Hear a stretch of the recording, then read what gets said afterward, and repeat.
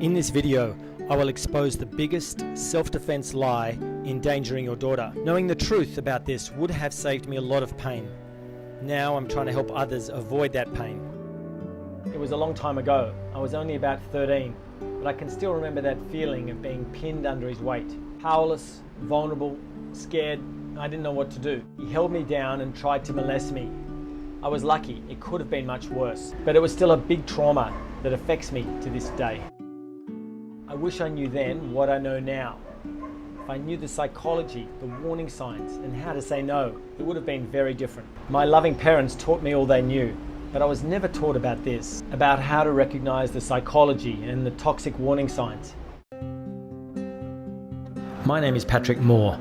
I'm an empowerment self-defense coach, and for more than 20 years my mission has been to stop bullies, attacks and violence around the world using my empowerment self-defense methods. I have a strong voice! Nice. It doesn't matter what language you speak, what job you have, and how much money you earn. Someday, somewhere, somehow, someone may try to put you down, verbally, psychologically, or physically. Don't touch me! No! Don't touch me! Leave me alone! We learned how to protect yourself and how to stay strong when others try to put you down, and it was, really empowering. We learned how to protect ourselves by using our voice and making us loud and strong. I've been teaching my daughters how to say no, and like how Patrick has taught me a lot of things around that, and in really to set that boundary. Before I met Patrick, I believed that, I got it covered, I know how to to empower my daughters. And when I met you, you showed me that I did not know. That, oh my God, we have been missing so much, so many things we can teach them and empower them that will take them to a completely different level. What I've learned is that society perpetuates myths which disempower us. For example, for girls, it's always better to be a nice, quiet girl. These lies can make us even more likely to be a victim. Daughters need to know what's true and what's not. Ready? Lie number 5, it's just bad luck. While luck does play a part in some situations, and sometimes violence is very random, most of the time it's not just an event, it's a process. And we can learn to predict the process. And if we can predict something, we can often prevent it. Lie number 4, martial arts is all she needs. It goes something like this. My daughters have done jiu-jitsu, karate, kickboxing, so all that self-defense stuff is sorted. I don't need to worry about that. Most martial arts focus only on the physical.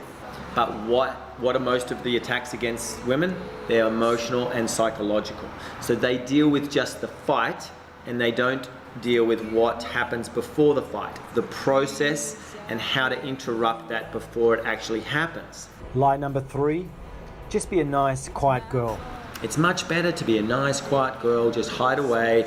No one will do or say anything, and she'll never get into any trouble. You gotta do the opposite. You gotta speak up. No, back off. Those kind of choices are really important to instill in her from a very young age. Lie number 2, resistance is bad. Remember, bullies, thugs, aggressors, abusers are looking for one thing, an easy target. The American researchers clearly show that an immediate and forceful response is the best option to interrupt any sort of sexual attack. The single biggest lie, I'm powerless to do anything. This is the belief that, okay, it may not be my fault, but I can't do anything about it. Empowerment self-defense is primarily about changing that belief. There are thousands, if not millions of cases of people who have refused to be a victim, have stood up for themselves against harassment, intimidation, bullying, using a variety of strategies. By now you can see how any one of these big lies can endanger your daughter. I want to congratulate you for taking this first step in this 3-step empowerment makeover for your daughter. Step 1 was knowledge, because knowledge is power, and you've just done that, so well done. Step 2 is recognize, how to activate her early warning system. Step 3 is respond, how to win without fighting and stand up for herself.